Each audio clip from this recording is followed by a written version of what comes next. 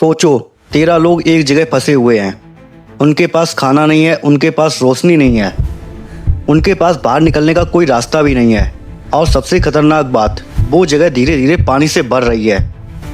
अब ध्यान से सुनो, उन 13 लोगों में से 12 बच्चे हैं और उनमें से कुछ ऐसे हैं जिन्होंने अभी तक जिंदगी का मतलब ठीक से समझा ही नहीं है। और ये सब किसी अटैक की वजह से नहीं हुआ, किसी क्राइम की वजह से नहीं हुआ, किसी किडनैपिंग की वजह से नहीं हुआ। ये सब हुआ है सिर्फ इसलिए क्योंकि वो एक बर्थडे पार्टी सेलिब्रेट करना चाहते थे। सोचो इस बात को, सिर्फ एक बर्थडे, और उस बर्थडे का रिजल्ट 18 दिन जमीन के नीचे, अंधेरा, भूख, पानी और हर सेकंड मौत का इंतजार। ये कोई फिल्म नहीं है, ये कोई कहानी नहीं है, ये सच है।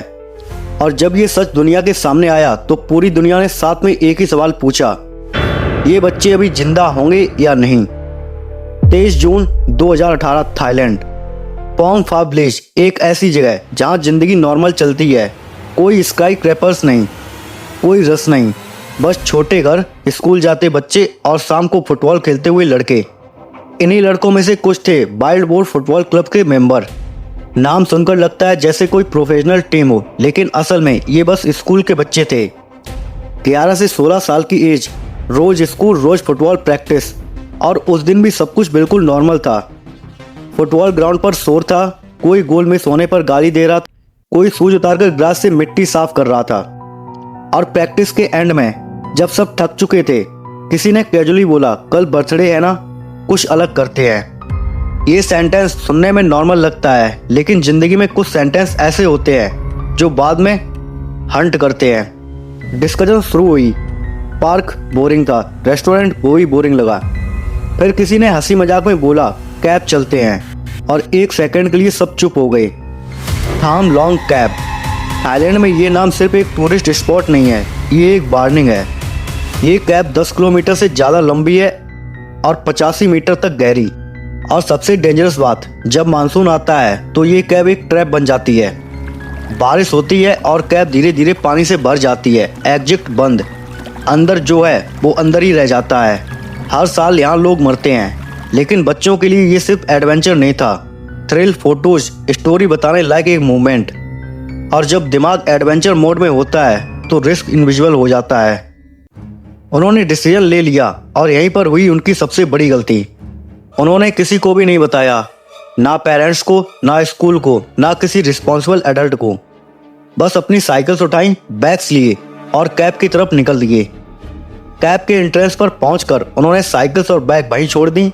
उस वक्त ये बस एक नॉर्मल चीज़ लग रही थी, बाद में ये चीज़ एक हॉरर सिग्नल बनने वाली थी। उनके पास सिर्फ एक टॉर्च थी, ना खाना ना पीना। उन्होंने सोचा 1 घंटा 2 घंटा मैक्स, केक काटेंगे, थोड़ा एक्सप्लोर करेंगे और निकल जाएंगे। उनके साथ उनका कोच भी था, 25 साल का, शांत, डिसिप्लिन्ड। कोच पहले भी इस कैब में अंदर जा चुका था कई बार, कभी 5 किलोमीटर, कभी 8 किलोमीटर तक। इस एक्सपीरियंस ने सबको कॉन्फिडेंस दे दिया। जैसे जैसे वो कैब के अंदर गए, बाहर की रोशनी पीछे छूटती गई। टॉर्च की लाइट छतों पर थरथरा रही थी, हर आवाज गूंजकर कानों में वापस आ रही थी। और बाहर आसमान धीरे धीरे बदलने लगा, काले बादल जमा होने लगे। पहली बूंद गिरी, फिर दूसरी, और फिर बारिश ने अपनी असली शक्ल दिखा दी। कैब के अंदर चट्टानों से पानी टपकना शुरू हुआ। पहले किसी ने नोटिस नहीं किया, फिर पानी जमीन पर बहने लगा और फिर एक बच्चे ने बोला, यार पानी कुछ ज़्यादा नहीं हो रहा है। उस सेंटेंस के बाद सब कुछ बहुत तेज हुआ। पानी घुटनों तक आ गया, फ्लो तेज हो गया, और जब वो घूमकर वापस जाने लगे तो उन्होंने देखा वो रास्ता जिससे वो आए थे वो एग्जिट ही नहीं करता, बस अंधेरा और बहता हुआ पानी। उस पल उन्हें समझ आ गया कि ये एडवेंचर नहीं रहा, ये एक ट्रैप बन चुका था। उनके फोन्स का सिग्नल कब का ख़त्म हो चुका था और बाहर घर पर माँ बाप नॉर्मल ज़िंदगी जी रहे थे। शाम हुई, रात हुई, फ़ोन नहीं आया, शायद प्रैक्टिस के बाद कहीं रुक गए होंगे। अगला दिन निकला, अब घबराहट शुरू हुई। फुटबॉल क्लब फ़ोन किया गया और जैसे ही जवाब मिला, वो थाम लॉन्ग कैब गए हैं। सब कुछ फ्री हो गया। पेरेंट्स भागते हुए कैब तक पहुंचे और वहां जो उन्होंने देखा वो उनकी ज़िंदगी का सबसे खतरनाक, सबसे भयानक सीन था। बच्चों की साइकिल्स, उनके बैग और कैब के अंदर से आते हुए पानी का गरजता शोर।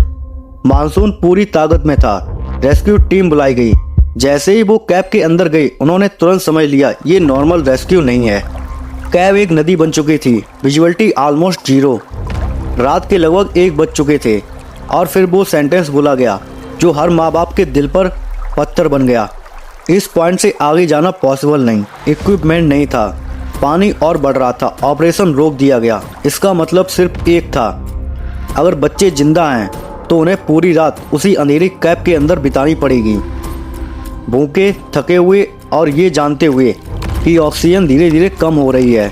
रेस्क्यू टीम ने कैब का मैप खोला। एक जगह बार बार सामने आई, पटाया बीच, एंट्रेंस से लगभग 4 किलोमीटर अंदर। अगर बच्चे कहीं जिंदा होंगे तो शायद वहीं, लेकिन 4 किलोमीटर पूरा पानी के नीचे अंधेरे में। और वक्त बहुत तेज भाग रहा था क्योंकि कैब के अंदर ऑक्सीजन हर घंटे कम हो रही थी और जैसे जैसे ऑक्सीजन कम हो रही थी वैसे वैसे जिंदा मिलने की उम्मीद भी। और यहीं से ये कहानी सिर्फ मिसिंग चिल्ड्रन की कहानी नहीं रही, ये बन चुकी थी दुनिया के सबसे डेंजरस रेस्क्यू मिशन की शुरुआत। पानी तेजी से बढ़ रहा था, कैब के अंदर अंधेरा था और हर जगह पानी का सोर्स सुनाई दे रहा था। बच्चों के चेहरे पर डर था लेकिन उन्होंने हिम्मत दिखाई। कोच ने उन्हें ऊंची चट्टान पर बिठाया। अगर पानी और ऊपर आया तो सांस लेना मुश्किल हो जाएगा, उसने धीरे से कहा।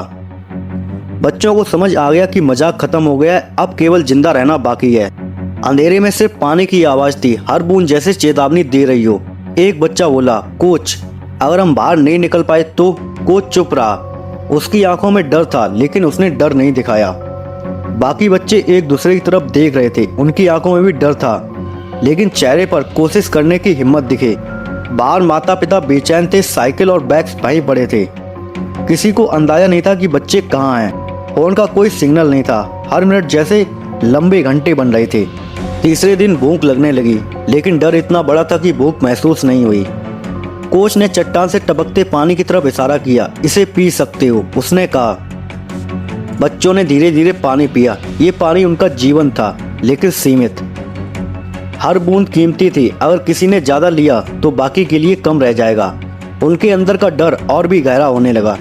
चौथे दिन बच्चों ने महसूस किया कि समय उन्हें तोड़ रहा है। एक बच्चा रोने लगा, कोई सिर झुकाए बैठा। कोच ने उन्हें मेडिटेशन करवाया। डर को अंदर मत आने दो, सांस अंदर बाहर। ये मेडिटेशन नहीं, ये जीवन बचाने की रणनीति थी। हर बच्चा धीरे धीरे अपनी सांसों पर ध्यान दे रहा था। कोच ने उन्हें बताया कि डर को महसूस करना स्वाभाविक है लेकिन उसे अंदर मत जाने दो। बाहर पूरी दुनिया अब इस ऑपरेशन को देख रही थी। मीडिया, कैमराज, ड्रोन्स सब वहां थे लेकिन कैब को इससे कोई फर्क नहीं पड़ा। पानी, अंधेरा और इको बस अपना काम कर रहे थे। हर ड्रॉप जैसे कह रहा हो तुम यहाँ से नहीं बच पाओगे। 5वें दिन नेवी डाइवर्स भेजे गए। हर स्टेप पर खतरा था, हर नैरो पासेस, हर शार्प रॉक, हर लो ऑक्सीजन पॉइंट उनकी स्किल को चैलेंज कर रहा था। डाइवर्स केयरफुली आगे बढ़ रहे थे। पहले कुछ घंटों में उन्होंने महसूस किया कि पानी इतना गंदा है कि हाथ आगे बढ़ाओ तो भी कुछ दिखाई नहीं देता। करेंट्स तेज, विजुअलिटी जीरो, हर कदम पर रॉक्स छोड़े गए। गलती इक्वल टू वापस ना आना। छठे दिन डाइवर्स ने एक चैम्बर में पानी नहीं देखा। क्या बच्चे यहाँ होंगे? सस्पेंस बढ़ गया। बच्चे अभी भी अंदर थे। हर मिनट जैसे डेथ की याद दिला रहा था। डाइवर्स को हर कदम सोच समझकर उठाना था। हर पैसेज उनके लिए जिंदा रहने या मरने जैसा था। 7वें दिन ब्रिटिश कैब रेस्क्यू एक्सपर्ट आए। उन्होंने कहा अगर पानी बाहर नहीं निकाला गया तो कोई बाहर नहीं आएगा। हैवी पंप्स लगाई गई, 800 मीटर तक पानी हटाया गया। इसी जगह को नाम मिला चैम्बर 3। अंदर बैठे बच्चे अब दिन भूल चुके थे। कुछ पूछते आज कौन सा दिन है, कोच ने जवाब नहीं दिया। सच बोलना उन्हें डराने जैसा था। हर बच्चे के चेहरे पर थकावट और डर साफ दिख रहा था। कोच ने उन्हें समझाया सब ठीक होगा, बस धैर्य रखो। लेकिन बच्चे जानते थे कि धैर्य रखना भी आसान नहीं था। 10वें दिन एक डाइवर ऑक्सीजन बचाते हुए आगे बढ़ा। टॉर्च की लाइट हिली, फिर उसने देखा छोटे छोटे चेहरे, कमजोर, गंदे लेकिन जिंदा। 13 लोग अंधेरे में बैठे। बच्चों ने डाइवर्स को देखा, खुशी से रो पड़े, लेकिन खुशी केवल पल भर की थी। अब सबसे बड़ा सवाल था इन्हें बाहर कैसे निकाला जाए। बच्चे वीक थे, 10 दिन से खाना नहीं खाया। अंडर वाटरिंग डाइविंग करना उनके लिए मुश्किल था। हर डिस्टेंस में पैनिक, ड्रॉनिंग, सफोकेशन का खतरा। ऑपरेशन रिस्की था। एनेस्थेसिया दी गई, full face mask, oxygen pipe, dose सही से नहीं, मर सकते थे, डोज कम, पैनिक कर सकते थे। एक्सट्रैक्शन शुरू हुआ। एक बच्चा डाइवर के साथ बाहर आया। सफ़र 1 घंटे का। नैरो पासेज, सिर्फ 2 feet wide, torch barely visibility, water dark, currents strong, हर स्टेप पर मौत का खतरा था। 14वें दिन डाइवर समान कुनैन ऑक्सीजन सिलेंडर देने के दौरान पानी में गिर गया। उसने जान दे दी। ऑपरेशन पॉज नहीं हुआ। लाइफ बीएस लाइफ का डिसीजन था। बच्चे केयरफुली बाहर निकाले गए। Doctors on site vital science monitor कर रहे थे।